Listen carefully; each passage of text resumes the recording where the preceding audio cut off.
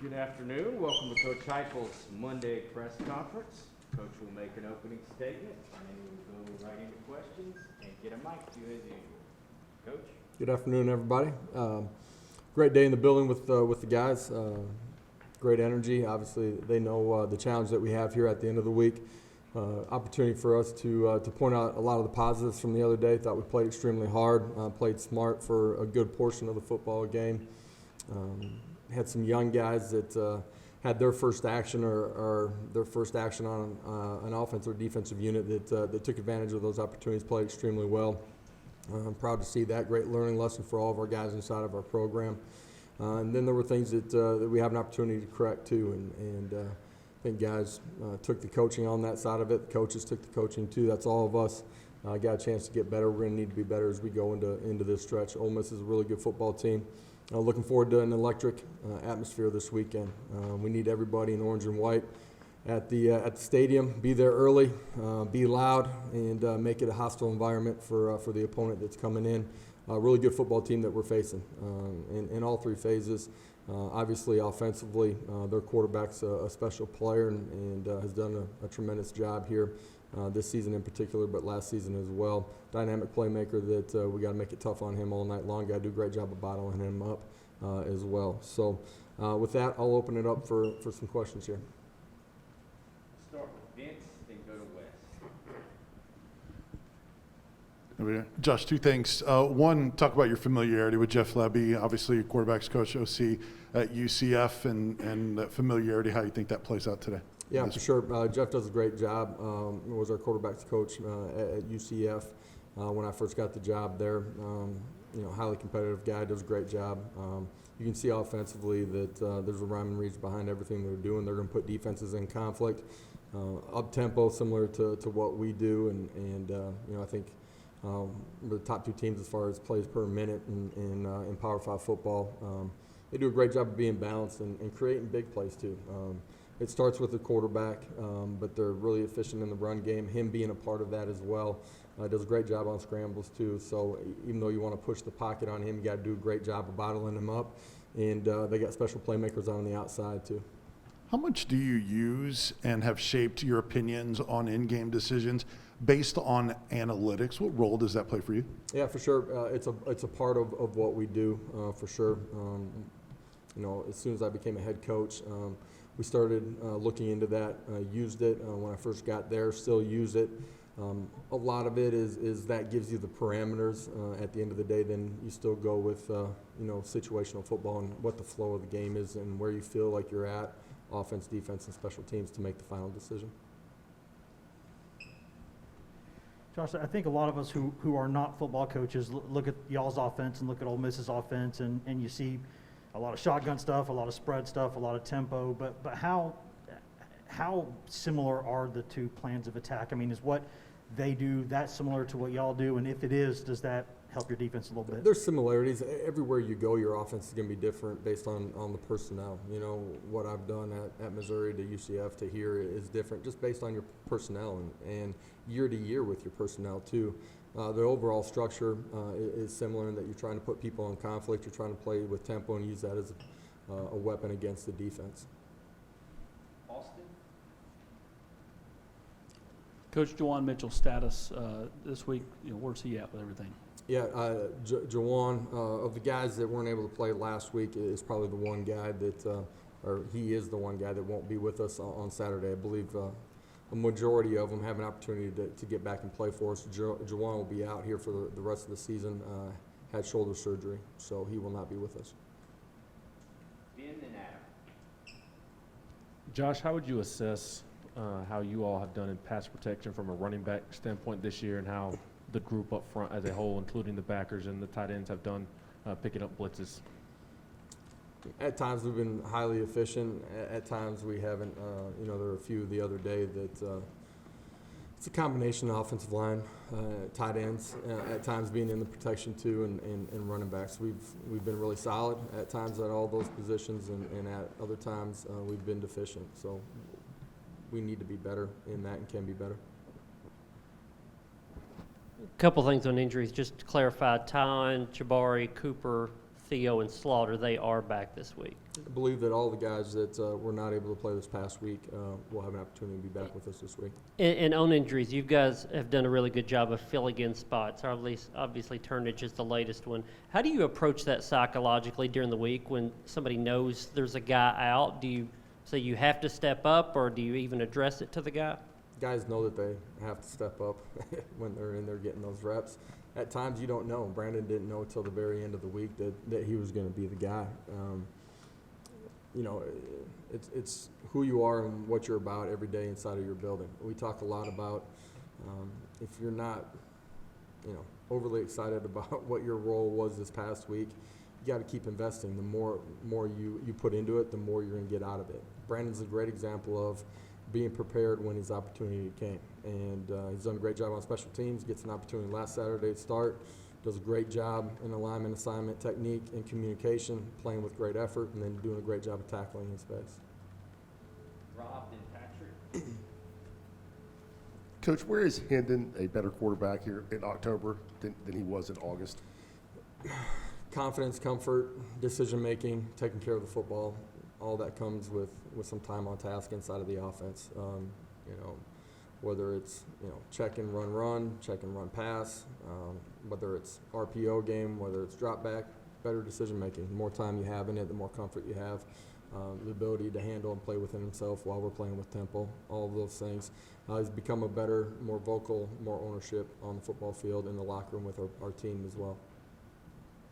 Coach, with Mitchell being out, guys like Beasley, Banks, and Page continue to play their linebacker. How would you kind of evaluate how they've done over the course of the season? Do you see them getting better? Yeah, for sure. I feel like we're doing that at every position too as you go through the season. Good teams, good players get better as you go through the season. That's why your practice habits are extremely important. You're going to gain reps during the course of a game too and learn from all those situations that you're in. Like what those guys have done. Their ability to recognize formations, communicate, get second and third level and first level all in sync. Done a really good job in some of the pressures. You know, the other day we let one get out at quarterback. Just we can be better there and pinning the QB in, understanding the situation. But overall, like what they've done. Coach, Brandon Turnage was named the SEC Defensive Player of the Week. What did you see from him on Saturday? Congratulations to him. But a young man that, you know, since he's come in the building, has had great work habits and has continued to invest and, you know, battled a little bit of injury during training camp, which set his timetable back maybe just a little bit. Guy's done a good job on special teams when given the opportunity. Has continued to invest, has great knowledge, ability to play multiple spots. Gets his opportunity last Saturday, smart, competitive, and played with great effort and played with great technique. Proud of what he did on Saturday. Coach, along with Coach Banks, how do you feel like the defense has just kind of executed the game plan since the beginning of the season right here at the halfway point? Yeah, I think we continue to get better, fewer missed assignments. We're better in our communication. I think our ability to be multiple has been important in our success. I think our guys have a better grasp of the technique, in particular in our front seven. And, you know, we've had some things, or some young guys have to play, in particular on the back end. Those guys have stepped in and done a really nice job, too. I think there's just, as you go through the season, and in particular your first season, there's more comfort and understanding of what you're doing, ability to go out and perform at a higher level. Brent, and back to Wes. Yeah, Coach, two things. One, when you looked at the tape in the second half, what did you see there? Was that them adjusting? Was that you? And then secondly, most anticipate this being a high-scoring game Saturday. As a play caller, does that challenge your patience in any way when it seems like there's kind of a race for points with the style of offensive play? Yeah, I don't think you want to go into this one just assuming that it's going to be a race for points. Every game's going to unfold differently. You got to play situational football. You want to make sure that you're getting the first down, moving football. But you know, the game will unfold as it kind of unfolds. Each game has its own identity a little bit. Your first question was? Second half, when you watched the tape, what was your takeaway offensively? Yeah. Not taking anything away from them, but a lot of ownership on our side of things that we didn't do that need to be better for us to perform at a higher level. Simple things, like really simple things that we did in the first half that we didn't do in the second half. Was Was that a mental thing or a physical thing? Yeah, I talked about after the game kind of being on that competitive edge and being on the right side of it. There's a really fine line, and we were not on the right side of that, and that's why your focus isn't where it needs to be, and all of a sudden some simple, everyday, ordinary things that you need to be doing weren't done at the level that we need them to be done at. Josh, it was just one game, but with the way Brandon played at that spot, Theo's been so good there most of the season, at least from this vantage point, he's looked pretty good. Is both those guys have the versatility to move around a little bit if you decide you want to get both of them on the field? Yeah, they both do have the ability to move to multiple spots and perform at a really high level, I think. We'll go to Blake. Yeah, Josh, you mentioned that your system kind of varies a little bit from spot to spot, but you've been running this tempo and like a similar style of system for a long time now. Why did you think that this type of system would be something that could have a lot of success in Power 5 football? I've been a part of tempo dating back to 2008 at Oklahoma. We played in the Fiesta Bowl and got beat by West Virginia and made a transition that offseason from 2007 to 2008 with a bunch of guys that were returning. So we've played with tempo at different times in the offenses, some of it just based on your personnel, experience with the quarterback, and what you felt like. The head coach may have felt like the style of play between the three phases, what he wanted that to be. Tempo is a form of pressure that you can apply on a defense. The last 5 years in particular, we've ran it at a pretty regular pace, I guess, offensively. It's a portion of what we do. It has the ability to stress the defense. Our spacing has the ability to do that too. I think it helps your five guys up front during the course of play too, and so you incorporate that into your game when you can. Eric and Jake. What are the challenges Ole Miss defensively are they going to present for you guys? Yeah, they're playing with 6 DBs, multiple, and what you're seeing on the back end, and then their fits too. They've done a great job of creating turnovers as far as fumbles. They do a great job of ripping it out and punching it. Haven't given up a ton of big time over the top plays. Plays off on the back end of it a little bit. So they make you snap it again and again a little bit. For us offensively, got to be highly efficient. Starts with us in the run game, and then got to be able to make plays out on the perimeter.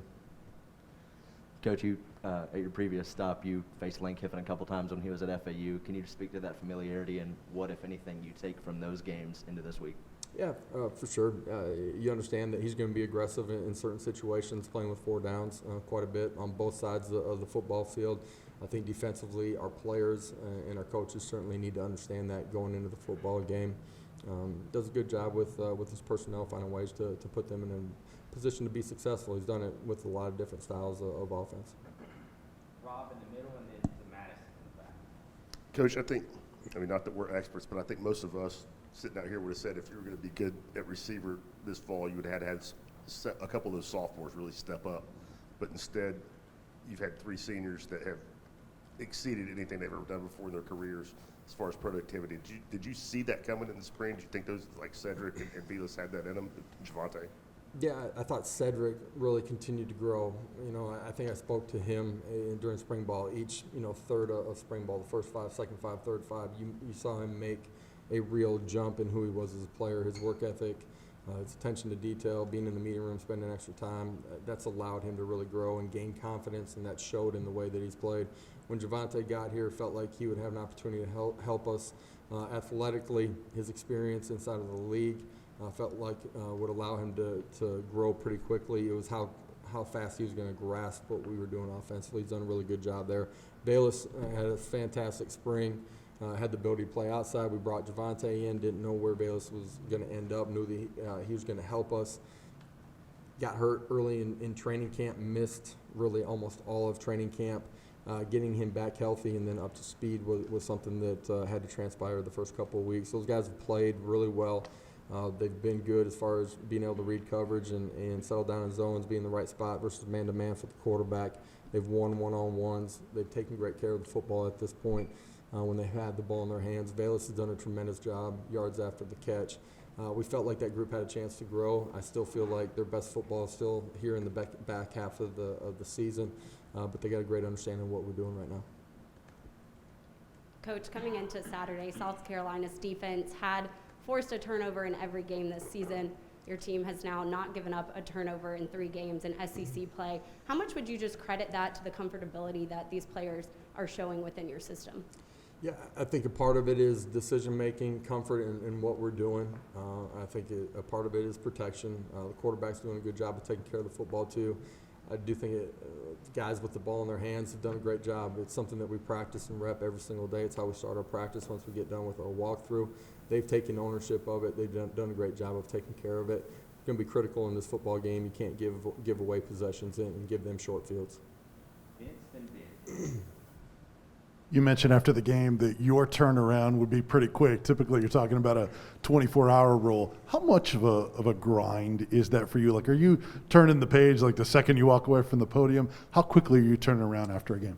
Well, I went and recruited for a couple hours with guys that we had on campus and turned it around before dinner hit. I started watching video, and now it's about how you're getting better from what you saw on the video. For your players, I think it is important that they enjoy it Saturday night, they enjoy it on Sunday.